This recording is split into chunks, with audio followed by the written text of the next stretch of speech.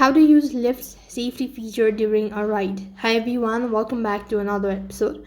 In this video, I'm gonna let you know the ways to use Lyft's safety feature during the ride. So to use this feature, now Lyft offers several safety features to help keep riders and a driver safe, including emergency help, smart trick check-in, share your location, and see who you're riding with, or Women Plus Connect. So to access this feature, you could go and log into your account, and in Conjurant Ride, you could tap the map to call 911 and share locations and vehicle information with emergency dispatchers. Likewise, Lyft monitors rider for unusual activity or route deviation and will contact if they notice anything.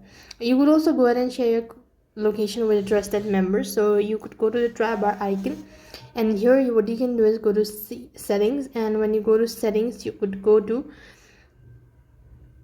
this option as safety tools. When you do this, you could go ahead and share your location or set a check-in. This way you'll be able to use Lyft safety feature during a ride. That is all for this video. I hope the video was helpful. Make sure to like, share and subscribe to our channel. Thank you for watching. See you in the next video.